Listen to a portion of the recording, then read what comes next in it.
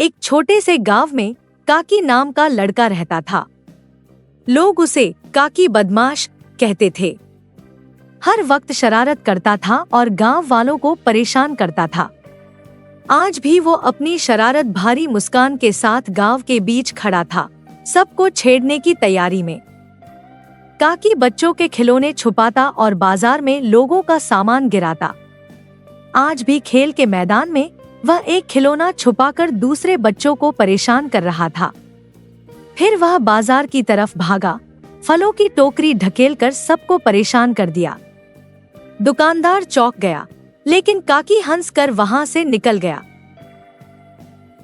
घर आकर काकी की माँ ने कहा, बेटा, बुरे काम का अंजाम हमेशा बुरा होता है, सुधर जाओ। लेकिन काकी ने हल्की मुस्कान के साथ जवाब दिया, माँ, जिंदगी मजे लेने के लिए है। माँ उदास होकर सर झुका ली। उसे लगा कि शायद आज भी काकी नहीं सुधरेगा। अगला दिन काकी ने सोचा कोई बड़ी शरारत करे।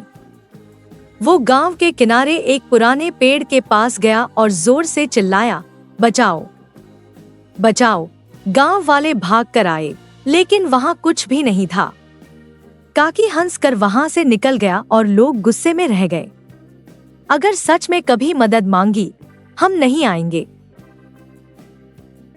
शाम को काकी जंगल के पास खेल रहा था, जब अचानक वो एक गड्ढे में गिर गया।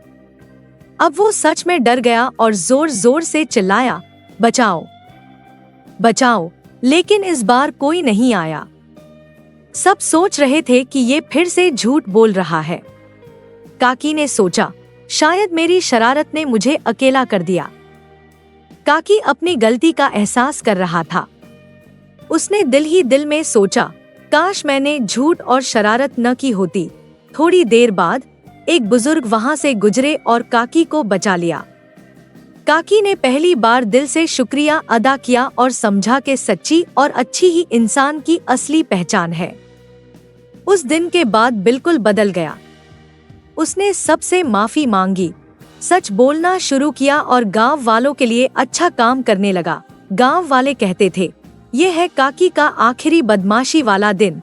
नैतिक, झूठ और शरारती इंसान को अकेला कर देते हैं, लेकिन सच्ची और अच्छे इंसान की असली पहचान है।